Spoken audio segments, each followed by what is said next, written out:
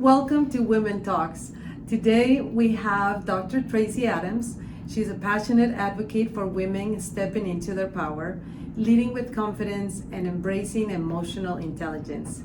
With a wealth of knowledge, she helps women create a roadmap for success professionally and personally, while staying authentic and maintaining balance. Tracey, welcome. Thank you. So good to be here. I'm super excited, dude. All the things that you have to share with us, your knowledge. But first, tell us a little bit about you. Okay, well, I am a corporate woman. I've been in human resources my entire career, so I do work in corporate structures. I'm a mom and an author, and my passion is really helping women thrive at work. And I do that through the lens of emotional intelligence, which is a way that we as women can embrace our true selves. We can feel powerful, we can feel confident, because we know how to use those skills of what we call EQ. Emotional intelligence is also called EQ. Yes. So I can't wait to dive in, because I just think it's so important, particularly in what's going on right now in the world. Yes. Women's voices are, being diminished, and I have a lot of passion of correcting that. Yeah, and usually emotional intelligence is associated with the level of success that you'll have in life. Yes. If you're, a professional, that's, there's a huge correlation, but also at a personal level, I mean, we're human beings constantly interacting with other humans, right? Yes. So even if we're always negotiating something with our children, with our spouses, with our bosses, with our employees. So what's your recommendation in terms of we're here to kind of provide some tools and resources to women that are, watching this. First of all, I would like to kind of take a little bit of a step back and be like, what is emotional intelligence in very simple words? Yeah, so it is really a brain process, and it's your ability to facilitate, I'm going to use the word facilitate, your thinking brain and your emotional brain so that you can make better choices. And when you think about it, we as humans, we're all emotion. Our emotions drive our behavior. When you get that email and it's loaded with all kinds of words, you just want to write back, and it may not be good for you to do that. And so your ability to just be self-aware, understand how you tick, understand how other people tick, and be in relationship with other people, I think is the basis of EQ. Okay, I love it. And we've all have been in situations where you might say something, you're in a meeting and you say something, and it's either dismissed or someone doesn't acknowledge it, or someone else eventually says the same thing and they're like, oh, that's very powerful, right? Yes. So, what would you say to women who have been in situations like that where you feel like, because it's almost impossible not to feel your blood boiling, or feel so unfair. Right? So going back to the emotional intelligence, right? What? Tell us a little bit more about just. I love it. What you do. What do you do? Those situations. That's great. Oh, we've all been there, right? Well, I like to think of, you had mentioned about emotional intelligence being like the cornerstone of your success. And I will just cite a very quick study that they looked at 150 organizations, and they went through all their performance reviews, and they found the top performers perform on things like collaboration and networking and empathy, right? Those are the top skills that companies look for.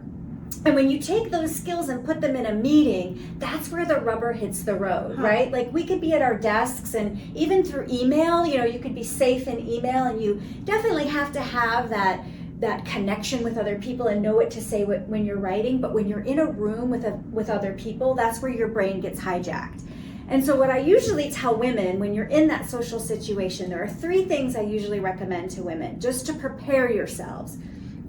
First, if you can, get the agenda ahead of time and know what's going to be covered. It just gives your brain that ability to make sense of what's happening, and you'll be more confident if you walk into the room. Definitely. If you're lucky that people have agendas, because sometimes you go to meetings and you don't even know why you're there, right?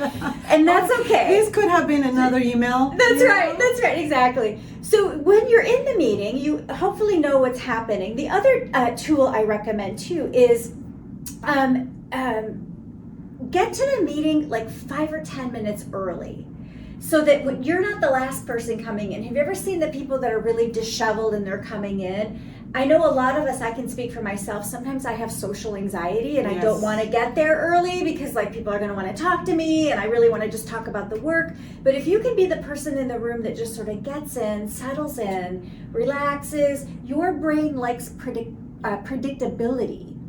And so if you're in the room and you're sitting in the same seat and you're just sort of getting the lay of the land, your anxiety will go down. So you've looked at the agenda, you've gotten to the room a little bit ahead of time. And then that third thing that I like to recommend that women do is build off someone else's point of view, but have your own. Right? You gave the example, Anna, of someone saying something really brilliant, like you saying something really brilliant, and then Bill comes in 5 minutes later, says the same thing, and everyone hails Bill as like the smartest person in the room. And that happens. And so you can take a beat when that happens and just say, you know, Bill and I made a really great point about this report, and I want to just build on what Bill was saying and also add and then put your point of view in there. That we really should be going after more markets in Mexico or something, right? So have a point of view. If Bill takes your idea, you don't have to like be silenced. You can honor Bill. I just love that, you know, honor Bill, but then add your own point of view so that you have that powerful presence in the room and you show up with confidence. Definitely. Yeah. And in the scenarios for, you know, like I find myself sometimes in professional environments, it's like, okay, this is what I'm supposed to do. But then when I get in environments where I feel really comfortable, where I trust people, like my friends or my husband or my children, right? Sometimes I feel like my emotional intelligence changes. Is it possible to be able to have better control of your emotional intelligence in certain environments and not in others? Oh my gosh, yes. And I'll tell you why. There is neuroscience why that is true. Your brain doesn't react to things. You would think it does, but it actually predicts things. So if you're with your children and your husband, you have that prediction of safety. Your brain doesn't feel so anxious because your brain knows those connections.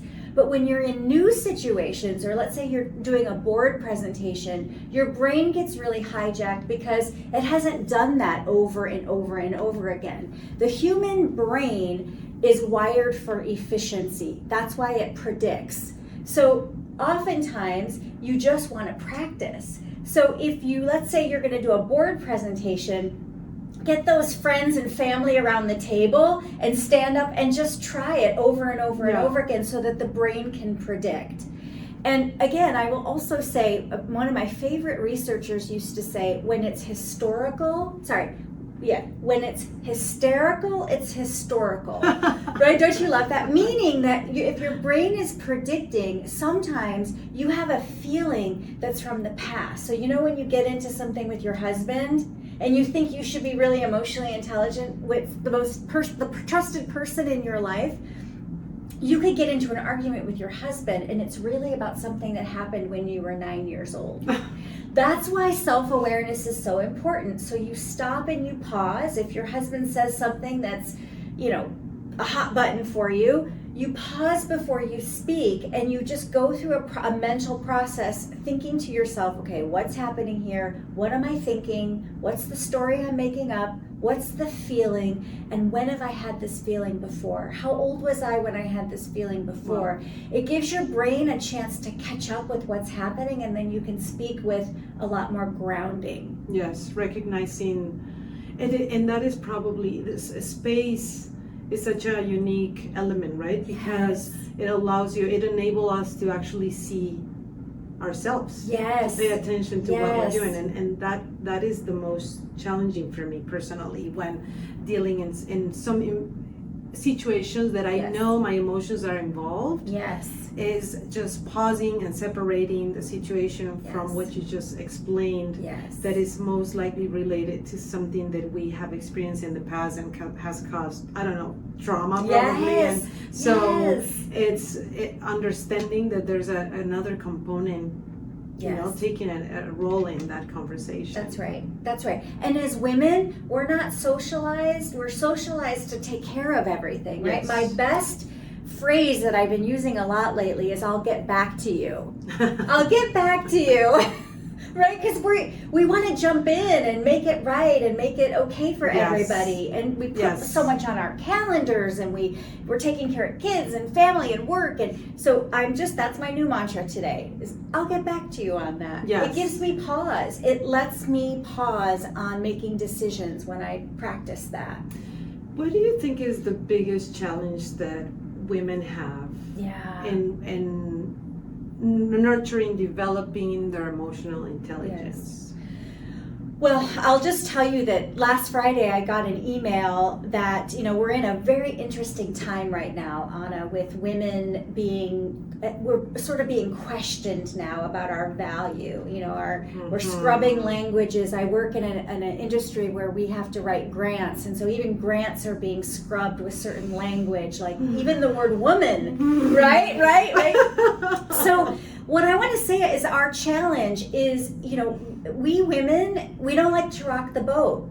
We just don't like to rock the boat. And in my own research, in the book that I'm working on right now, I talk a lot about women in leadership particularly. We want to take care and we want to take charge. And sometimes people see us as not being able to do both. And we can. We don't have to lead like men, which is sort of that take charge thing. And we don't have to lead like doormats where we don't say anything because we don't want to rock the boat. But our biggest challenge is really to embrace both. That you can be bossy and powerful and results driven, and you can also be kind and compassionate and collaborative and see the middle scope. I think our challenge is to feel that fear and that anxiety anyway and get our voices out anyway. Yes.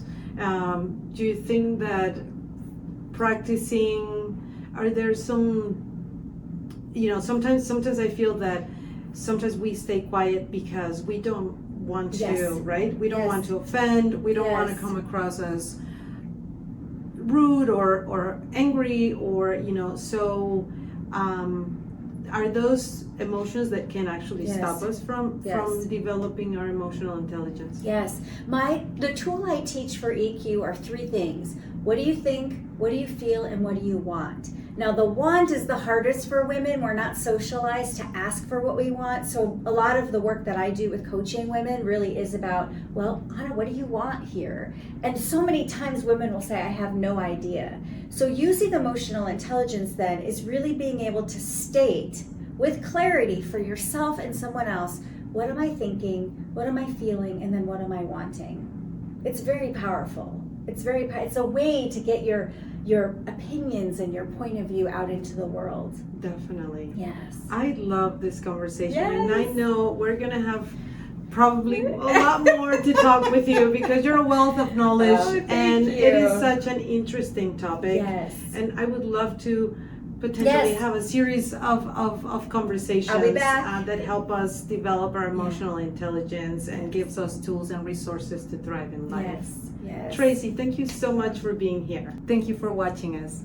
For more information about emotional intelligence, visit womenforchangecoalition.org.